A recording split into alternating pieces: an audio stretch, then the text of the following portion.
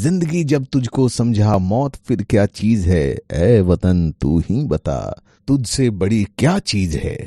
With मिर्ची शशि।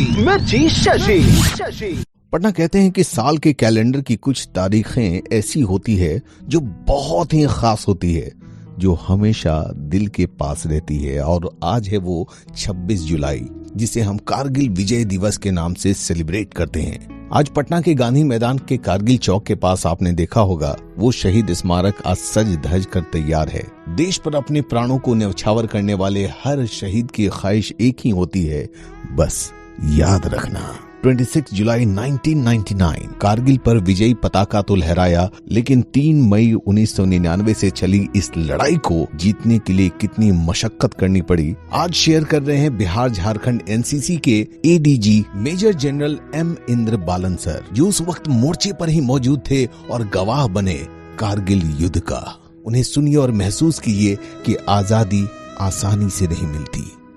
शशि जी, सबसे पहले तो आपको, आपके श्रोताओं को, जितने आज इस माध्यम से आपको सुन रहे हैं, उन सबको कारगिल विजय दिवस पर हार्दिक शुभकामनाएं। ये आज का जो प्रोग्राम हुआ था कारगिल चौक पर, उसमें हमने कारगिल में हताश हुए, अपने जानों की बलिदानी देकर देश की सेवा करने वाले जवानों की, ऑफिसर्स की और पूरे भारत के सोल्जर्स की हमने श्रद्धांजलि अर्पित करी। वहां पे एक मिलिट्री रीट लेइंग सेरेमनी हुआ और उसके बाद हमने अपनी सलामी देकर उन सबको हमारा श्रद्धांजलि अर्पित। शशि जी, एक सोल्जर के लिए अपने देश के लिए युद्ध में लड़ना एक बहुत ही गौरवपूर्ण बात होती है और सब सोल्जर्स को अपने कार्यकाल के दौरान ऐसा मौका शायद ईश्वर नहीं देता है और मुझे इस मौके को मिला। और उस दौरान हमने कारगिल में 3 महीने तैनात थे अपनी ब्रिगेड के साथ और वहां की जो चोटियां, बर्फीली चोटियां इतनी खतरनाक है, इतनी ठंड, चिली ठंड जो होता है वहां पर, उस ठंड में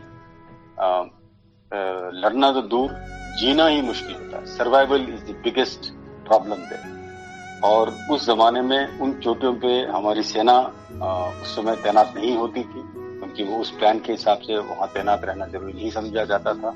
और तभी घुसपैठिए, पाकिस्तानी घुसपैठिए आकर के हमारे जमीन पर कब्जा किए। पर ऐसे हालात में हमारे जो युवा ऑफिसर्स थे, हमारे जो युवा सैनिक थे, उन्होंने जो वहां पर कमाल कर दिखाया और अपने परिक्रम से, अपने शौर्य से जो वहां पर कब्जा किया, वो वाकई में सराहनीय है।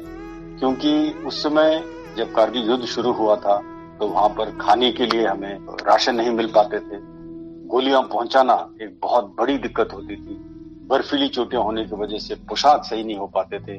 और इन सब के बावजूद हमारे जवानों ने कभी भी हार नहीं मानी, हमेशा से डटे रहे और दुश्मन की गोलियों का सामना करते हुए अपनी जीत को उन्होंने निश्चय बनाया। शशि जी, मैं आपको 2 हमारे युवक ऑफिसर्स की जो कोट हैं, जो जिन्होंने परमवीर चक्र से जिनको सम्मानित किया गया था जी, उनके 2 कोट आपको सुनाना चाहूंगा जी, जिसको सुनकर हमारे रोंगटे खड़े हो जाते हैं। एक तो आपने पिक्चर देखी होगी शेरशाह, में कैप्टन विक्रम बत्रा, उनके नाम का बड़ा खूबसूरत कोट है, जिसमें वो कहते हैं, return I will hoist the flag of the country and return or I'll return by wrapping myself in the flag। इसका मतलब यह है कि मैं जरूर वापस आऊंगा लड़ाई के बाद, और या तो वहां पर अपने भारत का झंडा फहरा कर आऊंगा या झंडे में लिपट कर आऊंगा। आपको पता होगा उन्होंने वहां झंडा फहराया भी और झंडे में लिपट कर वो वापस आए।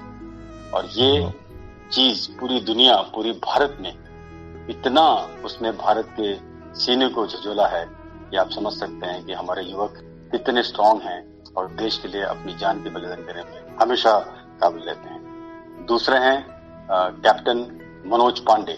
उन्होंने क्या कहा, उनको भी इसी तरह से जब दुश्मन को लड़ाई पर वो असॉल्ट पे जा रहे थे तो उन्होंने क्या कहा, if death strikes me before I prove my blood I will kill death.